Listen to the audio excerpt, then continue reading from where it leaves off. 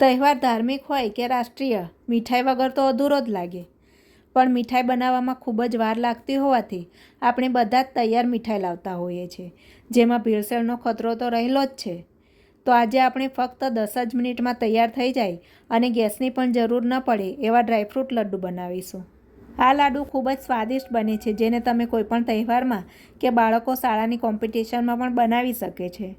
આજે સ્વાતંત્ર્ય દિન હોવાથી મેં આ લાડુને ટ્રાય કલરના બનાવ્યા છે, જે દેખાવમાં પણ ખૂબ સરસ લાગે છે.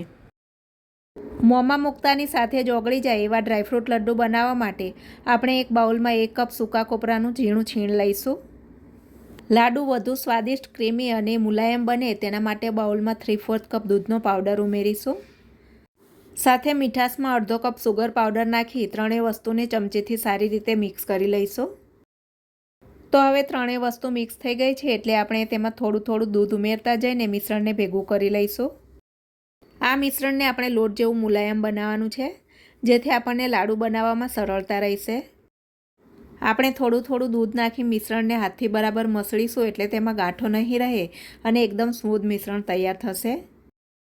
તો અહીંયા મને મિશ્રણને ભેગું કરવામાં 5 ટેબલસ્પૂન દૂધની જરૂર પડી છે અને તમે જોઈ શકો છો કે લોટ બાંધ્યો હોય તેવું મિશ્રણ રેડી થયું છે.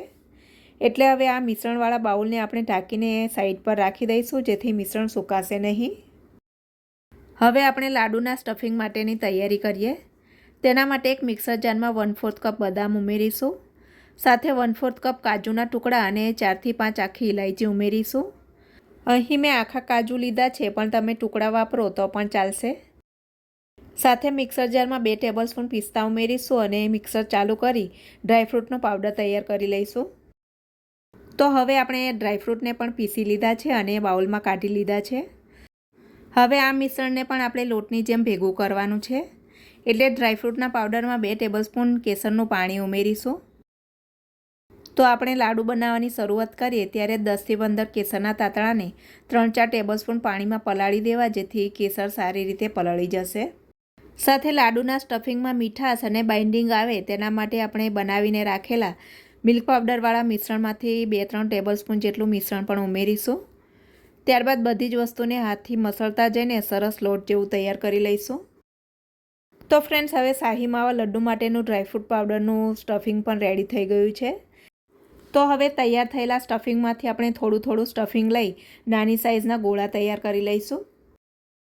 આ જ રીતે આપણે બાકી બચેલા સ્ટફિંગના પણ ગોળા તૈયાર કરી લીધા છે. હવે આ ડીશને આપણે સાઈડ પર રાખીશું અને દૂધના પાવડરવાળા સફેદ મિશ્રણમાંથી પણ ગોળા બનાવી લઈશું.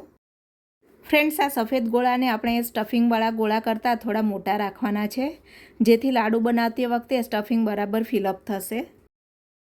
તો આ રીતે આપણે બાકી બચેલા મિશ્રણમાંથી પણ સફેદ ગોળા તૈયાર કરી લઈશું.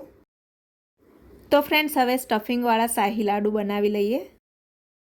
તેના માટે સફેદ ગોળામાંથી એક ગોળો હાથમાં લઈ તેને દબાવીને ચપટો કરી તેમાં સ્ટફિંગ ભરાય તેવું વાટકી જેવું તૈયાર કરીશું.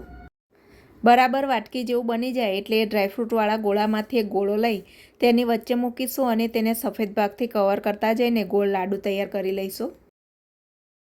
ફ્રેન્ડ્સ, આ લાડુ બનાવવામાં આપણે ગેસનો ઉપયોગ નથી કરવાનો, એટલે તમે બાળકોની મદદ લઈને પણ આ લાડુ બનાવી શકો છો.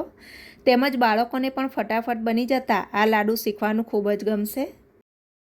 તો ફ્રેન્ડ્સ, આપણે જોયું ને કેટલી સરળતાથી સ્ટફિંગવાળો લાડુ તૈયાર થઈ ગયો. હવે તૈયાર થયેલા શાહી લાડુને આપણે સૂકા કોપરાની છીણમાં બરાબર રગદોળી દઈશું, જેથી લાડુનો દેખાવ પણ સરસ આવશે અને લાડુ ઢીલા પણ નહીં પડે.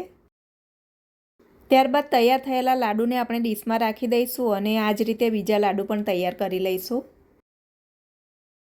તો ફ્રેન્ડ્સ, લાડુ તો તૈયાર થઈ ગયા છે, એટલે લાડુ ઉપર થોડું ગાર્નિશિંગ કરી લઈએ.